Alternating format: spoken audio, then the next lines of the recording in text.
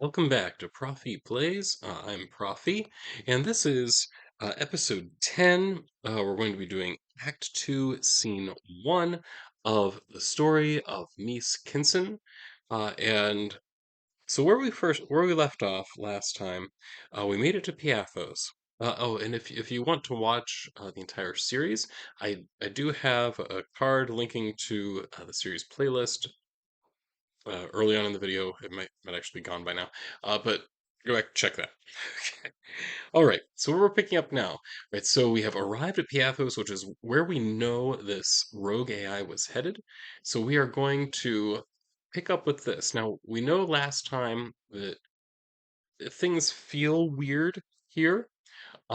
Things we noticed, one is that it's weirdly empty. I said it's kind of like being in a major airport in the middle of the night, where it's not, there's nobody around, but there are very few people around on the starbase compared to what you would normally expect would be the case, right? So it has that weird kind of empty feel, despite the fact there are a billion people that live on this planet.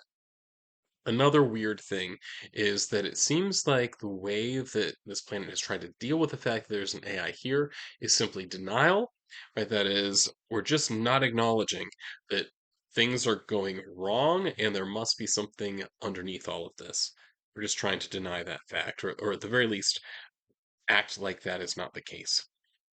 Right, so that is where we are now, and we have learned that what Mies and Mara are going to have to do, and this is really going to be kind of the thrust of the next several scenes, at least as of right now, what I expect will be the next several scenes, is trying to convince the people of Piathos that they need to do something about this AI, that things are not going to get better. They will, in fact, only get worse. Right? So, let's go ahead and roll up some scene stuff. Right? So, at this point, we are now because we are in Act 2, we are going to be rolling challenge scenes instead of event scenes. So the event scenes are what you do in the first act, and that kind of is introducing new stuff happening. Where challenge scenes, these are specifically creating small obstacles on the way to whatever your major goal is going to be. So let's go ahead and roll our 2d6 and find out what kind of challenge we're going to be facing. So let's roll this, add them together, and we've got number 9. So back to our challenge chart. Number 9 is we have to avoid danger or deal with threats. Right, so that is our challenge. So avoid danger.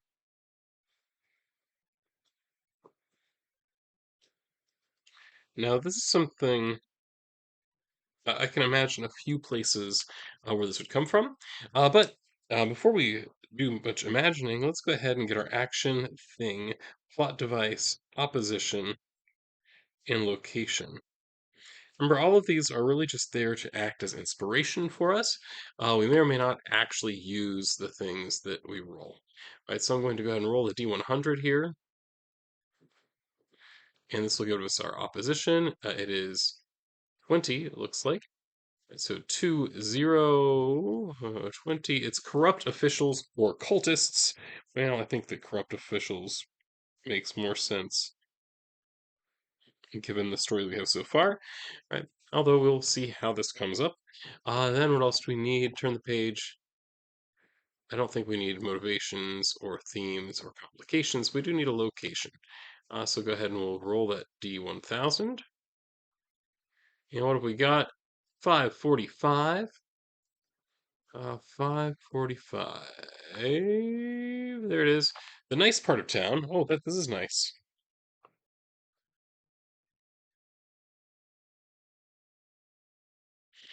Okay, we need an action and a thing. All right, so I'll go ahead and roll, and then we'll turn the page. So action is going to be 380. 380, this is the action table, isn't it? Yes. 3, oh my goodness, this is such a big chart. Exterminate is the action, okay. And then what's the thing? Oh, I should probably actually do a better roll than that. 863, the thing would be 863, technologically advanced civilization.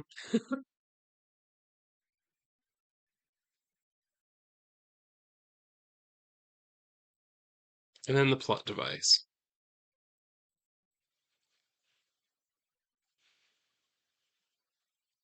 015.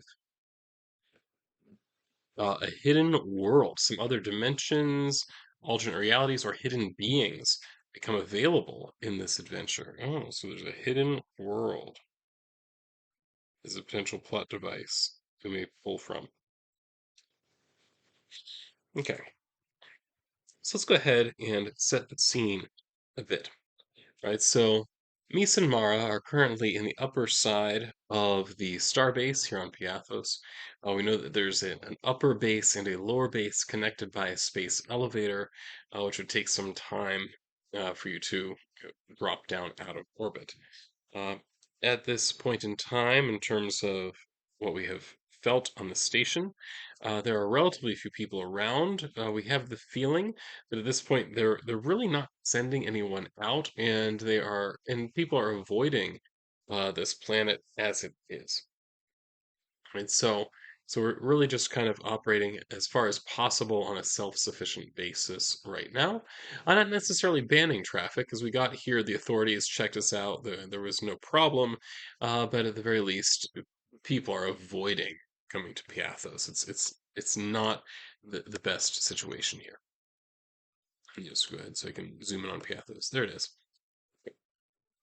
All right, so that is our situation. Now, what we are trying to do, we want to try to convince, right, the officials of this planet that they need to actually do something about this AI system that is causing problems for their computer structures and all of that.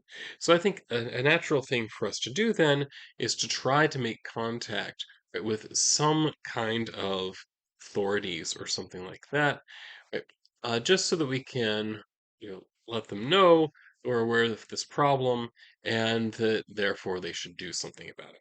So the most obvious thing here is that we would go to the police. The police have an enormous presence on this planet, as we have established before. Basically, everywhere you go, you're under surveillance. Anytime the police might show up, they do show up. It's very much the way that this planet works. Also, any kind of weapons you might possibly carry around, illegal. Just illegal. That doesn't mean there are no weapons around, but it does mean that they would be hard to find, at least again legally. Fortunately, that's not so much a problem for me because he doesn't really have weapons on him. Right, so we're going to try to navigate the bureaucracy of this planet and try to make contact with somebody who might possibly be able to get the ball rolling. I think that's what we're going to do. So this sounds to me like it would probably be uh, possibly an advocate role. Um, there are other possibilities as well. Let me check. Advocate seems to be pretty good. Liaison may admin. That's exactly what I wanted. I thought I knew there was some kind of bureaucracy check. Admin is what it is. However, it's going to be an intelligence admin, so +0 here. I would have a -3 because I don't have the admin skill, but I do have a jack of all trades, so it's just a -2. Right, so remember I need to get a total of 8 to try to I'm just trying to make contact with somebody that is going to be able to make things happen. Okay.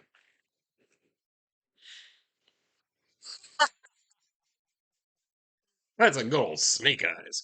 So we got 2, -2.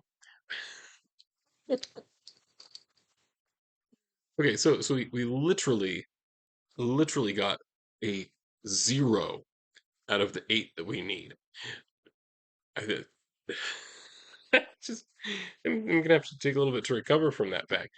Okay, now just so you know, in this system, for Cepheus, we don't talk too much about the degrees of success normally, because typically, just the way that the roles work, you're going to end up fairly close to what basically you're going to succeed or fail, but not by much. But it turns out there are degrees of success if you are more than 5 away from your target number. Right, so if you manage with your modifiers to get 6 or higher above your target number, then you have an exceptional success. This would be what we'd call an exceptional failure. All right, So the question is, what then is the consequence, right, of this? Now, I think one thing that is rather obvious. Remember, we're dealing with with corrupt officials here. I think an obvious consequence here is that we have um, their suspicions have been aroused, right? That okay, these people are annoying us with this problem that we obviously don't actually want to deal with, right? So we're gonna maybe pay some more attention to them, keep an eye on them, see if they're even the smallest infractions. We're going to try to call them on. And so I think that's perhaps a rather natural consequence as to what's going on here.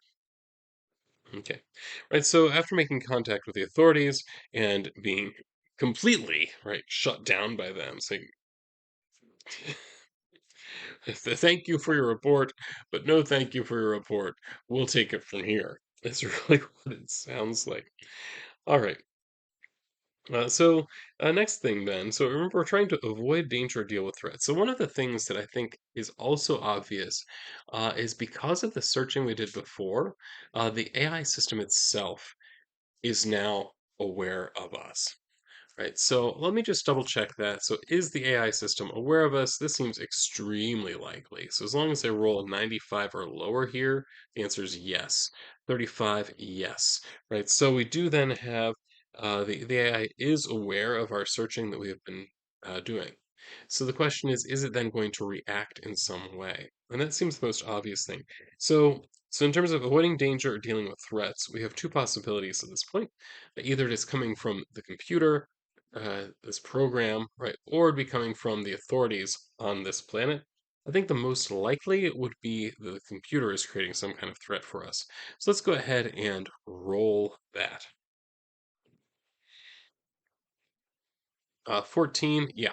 Yeah, so I was doing this as it's very likely that it is the computer that's creating whatever this threat is. I got a 14. It's definitely under the 75 that I needed. All right, so we now know that the computer is what is going to be creating some kind of threat for us, right? So I'm trying to imagine what the nature of this threat would be. So the AI system, I'm going to say that it has pretty wide control, right, over the the various systems that are on this planet, any kind of official capacity. That basically this planet is saying the hostages may be going a bit far, but at the very least, humans are no longer in control here. Rather, it is right whatever this AI program is, whatever its goals are. We're not really sure. We know that it was programmed to destroy the starbase. It clearly has not done this, right? So we don't know. We don't know what it's actually trying to do.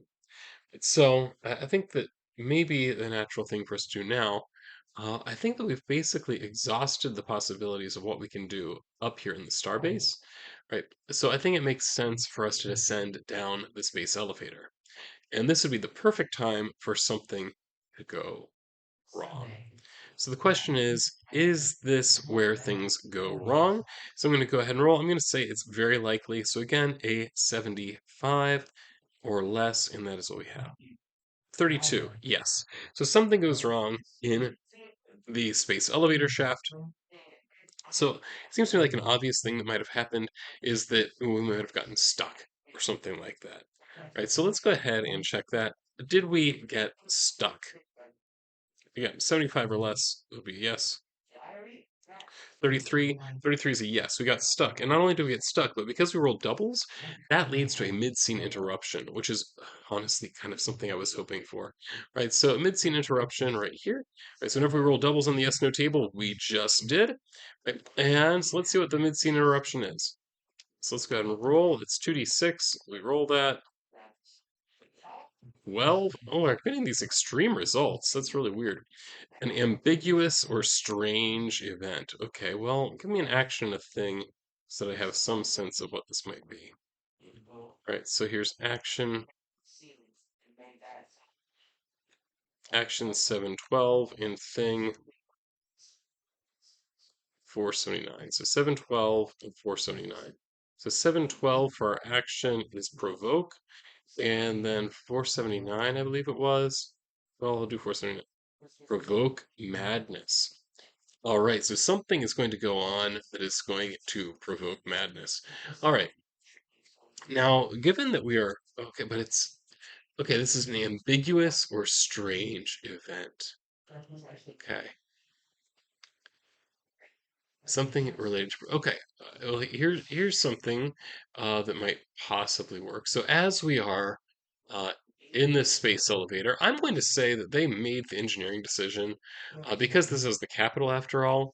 They made the engineering decision to have lots of windows here, so you can actually like watch out the window as you are descending from the upper space station to the lower station, which I think that's a cool idea. I mean, I'm probably not going to go to space ever. I mean, I don't have enough money to pay Jeff Bezos to take me there, for one, and also it make me nervous. But I think a space elevator would be cool, right? It'd be kind of neat, right? So that's what's happening. So we're in the space elevator. We're heading down. A couple things happen then. One, we get stuck, and secondly, there's an anomalous. Um, sight outside. Right now, a few days ago, where we live, we were told that we could see the northern lights here, the aurora borealis. Something like that has happened, right? So it's not necessarily connected with anything else, but as Mese and Mara are heading down uh, the elevator shaft, first they get stuck. Secondly, they see right this glowing light in the upper atmosphere, right? It has various colors, so greens and purples and the like, right? So it is that type of thing that is happening here on this particular planet, which is a little bit strange. I mean, I don't think that every planet gets this, but apparently this planet is experiencing this kind of thing right now. Now, I have another question, and that is, are they alone, right, in this elevator car? Because it's perfectly believable that one, they might be, because we're not seeing a lot of traffic, or two, they might not be, because after all, and they're going to have to put quite a few people in these trains to keep things moving, right? So I think I'm going to go ahead and roll for this. I'm going to say it's 50-50. So 50-50, O2, well, that's definitely a yes. Yes, in this case, I asked, are they alone? They're definitely alone in this particular train, and that's so low that I'm thinking that it's not just that they are alone, but that like they might be right like the only ones that they know of on the space elevator right now. That is that the car in front of them, they know it's empty. The car behind them, they're pretty sure is empty, right? So they're the only ones that are heading down right, from the upper station into the atmosphere, thin as it is, and then to the lower station of Piathos. Okay, right. So I think that is good to know. Another thing that I want to deal with here, as we okay, so we're stuck now, so we need to do something for dealing with the fact that we are stuck. Right. So what kind of options do we have? I obviously we could just wait it out. We could call somebody. These are very mundane things, right? So I'm gonna say, yeah, we're gonna go ahead and just try to call somebody and see what estimate they give us. Right, so they tell us, oh, we have somebody working on it right now. We think that they will probably be done in about an hour. Right, so if that's the case, I can very easily see me tomorrow saying it's going to take us a while to get down there anyway. Right, so we'll just wait. Now the question is, was this hour actually a lie, right, or were they actually being honest? I'm going to say that it's very likely true, right, and let's roll it. Oh, one. Yeah, I think that counts as a yes. Yeah, yeah, yeah. So, and they're true to their word. So Mies and Mar kill some time, as things apparently got jammed, right? And now they are on their way back down. Excellent. Yeah. So as we are on our way down and we're enjoying the sights, I want to say, does something else happen? That's just the general question. Is we may or may not make it down easily. After all, there's an AI around. 42. It's a yes. Right? So apparently we managed to make it down to the ground. Right? And that is that. Okay. Right, so we're down on the ground. Is there any other kind of problem that we're going to run into while we're down here? Right, it's certainly possible. Let's see. Uh, although the question is, what are we trying to do? Right. So let's back up a bit. I think I lost track of that. I got into the mechanics of it, and honestly, I'm kind of tired. I've been tired the past couple days. Right. So okay. So we get down to the lower part of the station. I'm wondering, is it actually, is it, does we have the same feel? There are relatively few people here compared to what there should be. I'm going to say it's a 50-50. I really have no idea. 57, so it's a no. Right, so it tells us then that there actually are people around here more or less like we would expect. So it's just that nobody's going up here. And that makes some degree of sense if this is kind of a commercial hub for the city, rather than just, you know, here's the airport, that kind of thing. So it might be that we don't actually need flights coming and going for the lower part of the station to be something that's useful, where we have shops and the like. So kind of imagining in my mind, you know, any of a number of shows where you have a space station that caters to multiple different types of aliens, and also where the merchants are, yeah, a little bit shifty, but at the same time, right, generally good-hearted in terms of wanting what's best for the station and the like. Right, so this is what I'm imagining right now. Right, so that's what we've got going on here. It's kind of a marketplace, people coming and going pretty regularly. So that tells us that it's not like people fled, and that might be a symptom of just not talking about what is going on, right, with this virus. So now we need to figure out how we're going to actually get some kind of audience or something, right, with this non-charismatic leader. I'm going to find out a little bit more about this non-charismatic leader. That is, what are they a man? 25, so that's a yes. So I'm going to come up here to my list. Up here to my list. There we go. Let's see. Tony Pizzo? Bruce. Oh, I like Bruce Coat. That's good. So we're gonna go with that. Bruce Coat.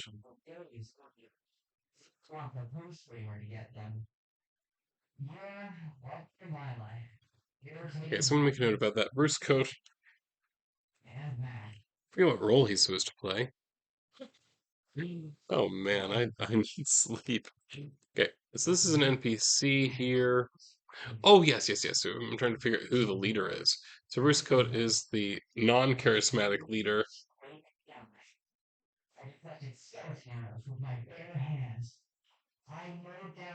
I'm sorry, I'm taking notes. The non-charismatic leader of Piathos.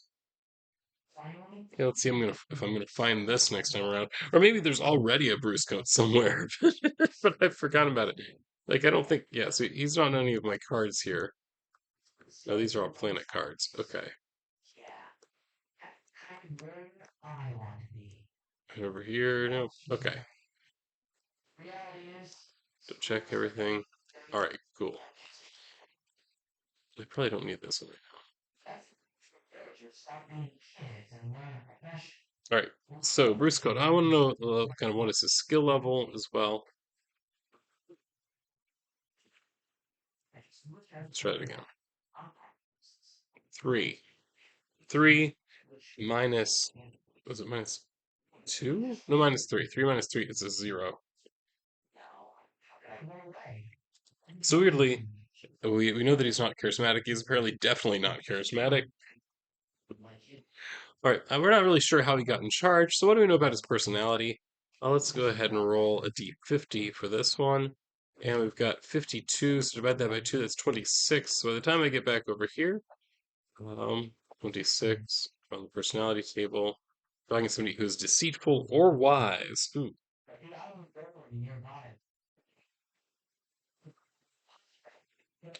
I'm gonna say it's more interesting if he's deceitful. So Bruce Coat, um, the deceitful person that he is, right, has suggested, right, that with having this new uh, person who can fly at least, Is what like one level of pilot here? Yes, one level of pilot, but hey, one level of pilot, one level of jack of trades. That's all he's got. All right, so we have this accomplished, or at least scouts trained pilot. Where are my dice? There they are. So we have all the accomplishments here. Sure, whatever. Okay, so this non-charismatic leader, it's really, I'm going to say that he rose to the top because he's a good bureaucrat and we're really bureaucratic. Um, we're in a really bureaucratic system. Right? So he has learned to manipulate all of the different rules and regulations to get what he wants, and that's really how he ended up becoming a leader. Is that he came up through the bureaucracy and it became fairly obvious, right, who it was that should head up the bureaucracy. I think that is what's going on here. Okay, so we're going to try, right, to make some kind of appointment or something, right, to see this. Now, remember, this is the leader of somebody who is like the leader of basically the capital, 1 billion people. That's and you're not going to just make an appointment for Friday. And that's kind of the way that I'm thinking here. So I'm going to go ahead and roll to see. Okay, so we make the contact. That's easy and obvious enough.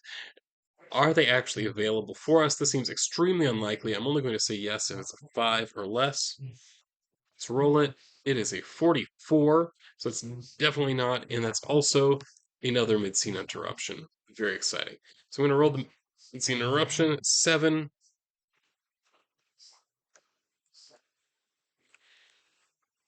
Okay. Plot thread pops up. Pick a plot thread or make up a new one. Okay, well, we have an obvious plot thread here. So we need a new plot thread. What does this plot thread have to do with? I think I'm going to roll an action and a thing.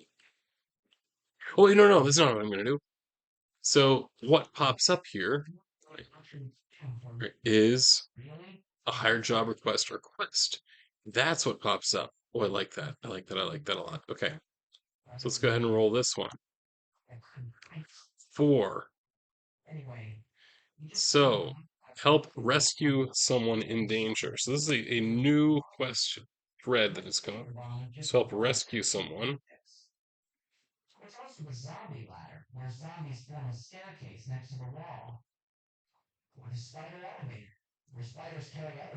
Okay. So we are in the midst of trying to make a kind of a video call connection or something like that to the leader of this planet.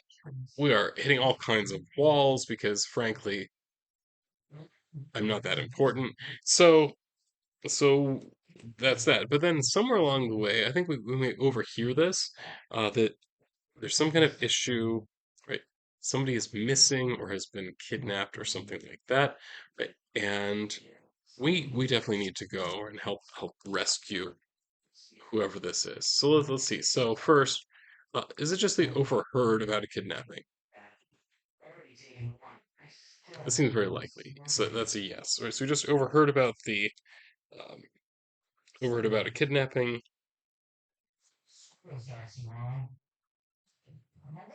All right, making notes here. So we overheard about this kidnapping. The question next would be, okay, so I assume that whoever we overhear this from, our ears perk up. We go, wait a minute. Okay, well, let's go try to deal with this, and this might possibly get us in the good graces of somebody. So I guess first, we heard about this kidnapping. I assume it's some kind of government leader, either like somebody on some kind of advisory board, or perhaps the non-charismatic leader themselves. So is it some kind of leader in society? I'm going to say that's very likely, 75% chance. 45, that's a yes. Right. So it is some kind of leader. Right. This is the leader's child, or is it the leader themselves? Well, maybe the leader themselves. That's the question. Is it leader themselves, 50-50? Yes. Yes, it is. Okay. So some kind of leader got kidnapped. Right, so this is not Bruce, right? But this is some advisor or something like that that has gotten kidnapped, has vanished, right? So we need to deal with this first. And my thought is that this may possibly get us in enough good contact with whoever's above this kidnappee. Right. So then we may potentially make some progress and be able to get some kind of audience with the leader of this planet. So I think I'm going to stop here. Obvious, it has been, yeah, it's been about half an hour, and I think that's not a bad time. Right, so we're going to stop here, right, where we've received this new quest. We need to go help rescue this person. I need a name for this person. Is it a man? 50-50. The answer is yes. And there we go. So let's see, what male name have I not used yet? Giovanni Jonant. Okay.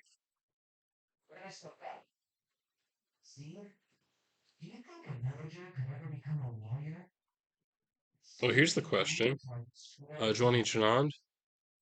I'm not sure if it's Giovanni or Wani. So I'm going to be an American and say it's Giovanni. All right. So it was kidnapped. Now, what do we know about Giovanni Jonant first? Are they like okay? I guess is this a leader themselves or is it a leader's child? Is the question. So is this the leader themselves? 50-50. Yes. Right. Okay, so this is a leader on the advisory council.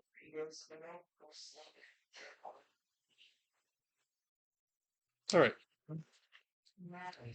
So that is what we need to do. We need to find Giovanni Janan. I'm going to make a double note here. Make sure that I'll have all that spelled correctly. We are going to start at that point, right, and see if we can, right, help to solve this kidnapping. But that is a matter for next time. For now, this is Profi and signing off.